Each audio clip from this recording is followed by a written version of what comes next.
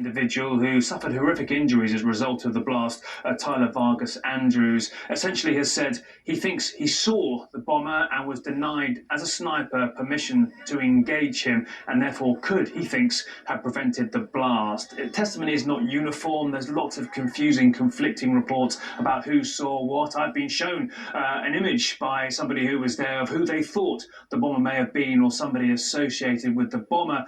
But essentially, we're dealing with one of the most tragic episodes of the loss of US and Afghan life in certainly decades, amongst which there are extraordinary unanswered questions. The initial Pentagon investigation leaving so many individuals unsatisfied, essentially saying that many of the people whose testimony were presented in documents released by the Freedom of Information Act may have been confused because of brain trauma, leaving those who survived deeply angry at the official version of events, and many Afghans who lost relatives there or survived furious, frankly, at what they see as the misrepresentation of what they saw, Jake. And we know this is only part of the story. Of course, the Pentagon's investigation had big holes. You at the time reported on dozens of Afghans shot after the bomb. Yeah, look, I mean, the original investigation didn't have holes. It just didn't really make any sense at all. There were, in documents, interviews with US personnel who admitted running out into the aftermath of the blast and opening fire into a smoky area and not quite knowing what they were hitting. There were US personnel saying shells, bullets were landing around them. There was clearly, in the evidence presented by US personnel, a lot of gunfire after that blast. And we spoke to dozens of Afghans who were the relatives of or survivors of what they saw were gunshot injuries there. There were 19 people who saw individuals shot or were shot themselves. There were 14 cases where we had documents where individuals were shot or indicated gunfire, and there were staff at 5 separate hospitals in Kabul who treated gunfire. But the US and the UK, who also had personnel there as well, say that no, the only people there firing were their personnel, and they didn't hit anybody at all. And in fact, all of these injuries and all of those accounts of people seeing gunfire amongst their own personnel were mistaken, result of brain trauma, or the injuries that were seen were in fact the result of the explosion itself, whose ball bearings, the shrapnel that the bomb detonated, were very similar in size to bullet wounds. A huge amount of holes here that need to be further investigated, and we are learning from CENTCOM today that in fact they will interview those 19 US military personnel, but they're also holding out the possibility they may have to interview more individuals too, and that could include Afghan civilians as well. At this point, they've interviewed 0. Jake? Yeah, Nick Pate-Walsh, thank you so much. With us now to discuss, Republican Congressman Mike Waltz of Florida. Thanks for being here. You're a combat decorated Green Beret, a retired colonel in the National Guard. What's your reaction to the Pentagon basically reopening this investigation of what happened? Well, Jake, we have to give a lot of credit, frankly, to the House Foreign Affairs Committee and the investigation that we've led, the hearings that we've had in Congress since we've taken the majority. We had Chairman Michael McCaul. With Chairman Michael McCaul and his team, absolutely. We've had the sniper, Marine Corps Corporal Vargas, Tyler Vargas, that was on Abbey Gate, that has testified that he had the sniper in his sights and was denied permission to take the shot. We now know through various documents that there were other attempts to try to strike the suicide bomber as he made his way there in the days before. Unclear why those attempted strikes were denied.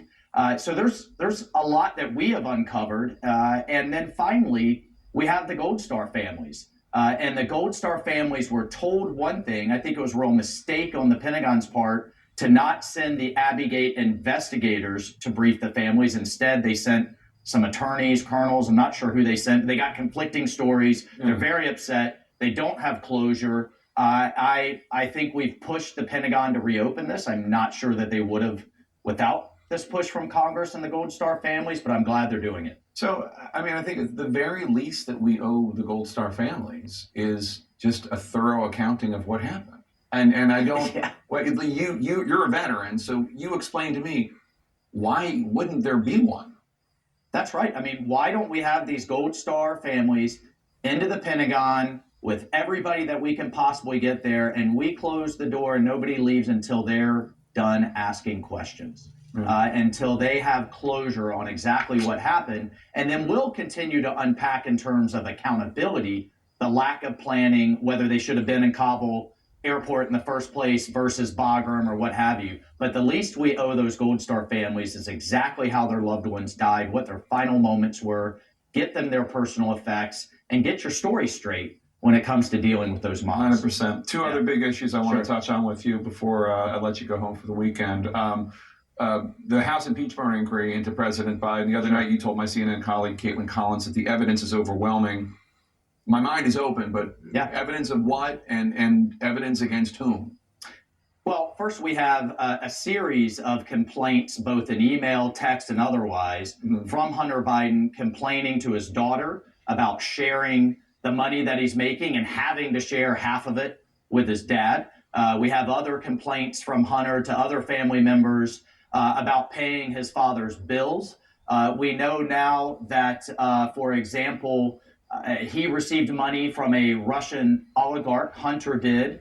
That Russian oligarch post-Ukraine is not on the sanctions list. I think that's a valid question of why. And we now know from Hunter, from Devin Archer, Hunter's business partner, that despite President Biden's claims of never having talked to his son about any of these dealings, we now know that was a lie, that he was on, according to this testimony, multiple phone calls, had dinner with them. And the question is, did he change policy as both vice president or now as a result of it? We also have an interview from the prosecutor that Vice President Biden pushed the government to fire, that he was pushed because he was digging into Burisma and the corruption there. He had frozen their assets. And we know from a board meeting and testimony now, I mean, you asked what we know.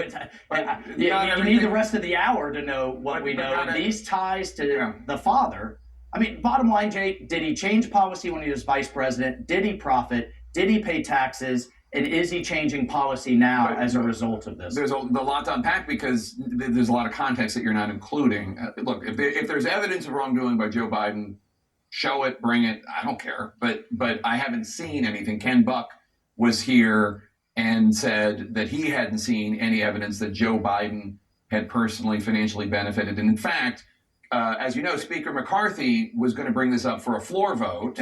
And I asked Ken Buck, why didn't he bring it up for a floor vote? Here is what your conservative colleague, Congressman Ken Buck, had to say. Well, he knew he wouldn't pass. There were probably more than 20 Republican votes that would not have been in favor of this. So, I mean, again, there has been an investigation to a lot of this. The firing of Victor Shokin, the entire Western world wanted to do. I don't doubt that Hunter Biden has been, unethical and sleazy. Where is the evidence that President Biden got any of this money? But Jake, you're acting as though we introduced articles this week. We didn't introduce articles of impeachment. We started an inquiry, which the Nonpartisan Congressional Research Service and the court system as upheld precedent gives us greater standing in two regards. One, it penetrates claims of executive privilege. So when we have, for example, emails sitting at the National Archives that could be claimed as executive privilege, the courts have saying this inquiry would trump that. And then number two, when we conduct normal oversight, as we've been conducting and uncovered all of this, that has to further a legislative purpose. Now with an inquiry that is set aside, we can actually ask for things like bank records. Who are these 20 LLCs registered to? Who is profiting from them? Whose bills were paid? Were the president's bills paid, as Hunter was complaining about? All of those things will be uncovered from the inquiry. Impeachment's not a foregone conclusion. But I think with just what I laid out, and I could lay out more, it's reasonable that we ask those questions. Well, I mean, Chairman Comer's been asking the questions, and there hasn't been any smoking guns about President Biden. That's why you couldn't get those 20 Republicans. That's why Speaker McCarthy couldn't get those 20 Republicans to vote for an inquiry. We're going to move forward responsibly.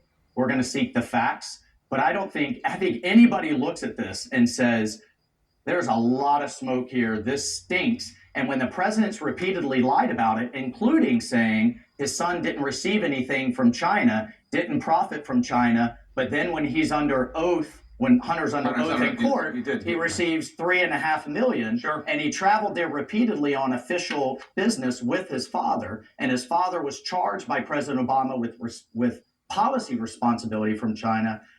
look, we've got to look into this and we've got to get to the bottom of it. And I think that's what the American people expect of us. Republican Congressman Mike Waltz, thanks so much for being here.